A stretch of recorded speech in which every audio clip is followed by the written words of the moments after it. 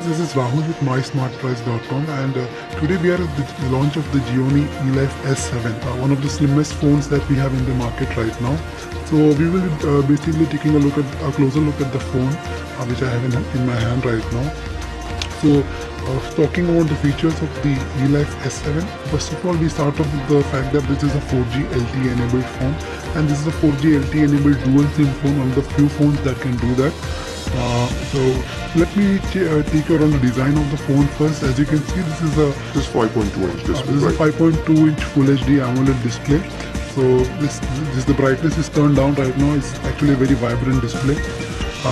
Moving on to the design of the phone, as you can see, it's quite slim. It is 5.5 mm thin.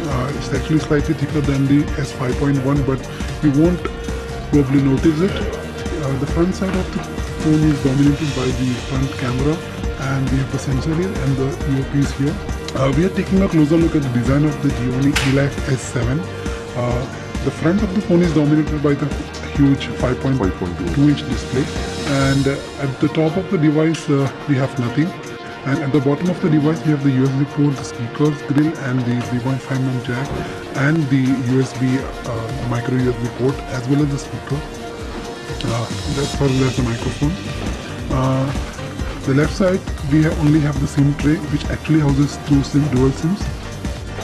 That, by the way, are 4G enabled.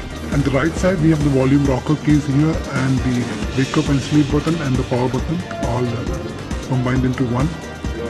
And you can actually notice that it's actually quite slim. This is 5.5 mm thick, making it only slightly thicker than the S5.1, but I don't think you would actually notice much of a difference. And we have Corning Gorilla Glass 3 both on the front and at the back.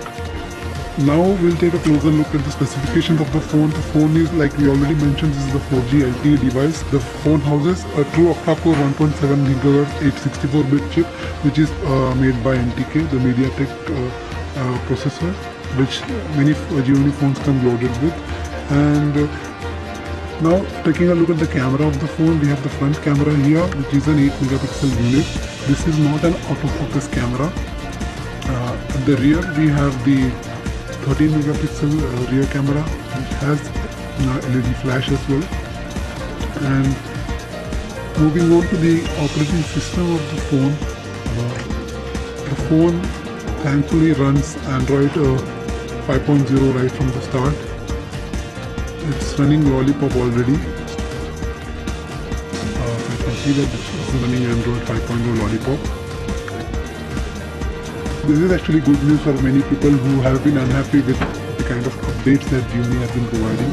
Several of its phones are still running Android 4.3 and 4.4. So this is a welcome move by Gionee, that it is actually running on the latest version of Android. So that should keep many Gionee users happy.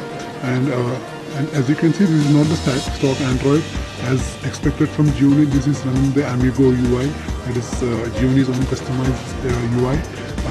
As of now, this is running Amigo OS version 3.2. So this has graduated from the 1.0 and the 2.0, and now we have the third iteration of the Amigo OS.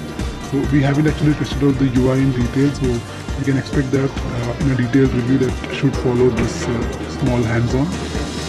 So that was a closer look at the Gionee Elife S7 that has been launched here in India today. The Gionee Elife S7 comes with 16 GB of internal memory that you cannot expand. There is a memory card slot, and in practice you should ideally get around 12 GB of space for your photos and videos. And there is 2 GB of RAM thrown in as well. So this phone should be, as you can see, it's quite nifty. So I'm assuming that the phone should be quite fast with the 2 GB of RAM. And moving on to the pricing of the phone, the Elife S7 has been priced at Rs 24,999. So thanks for watching our first impressions.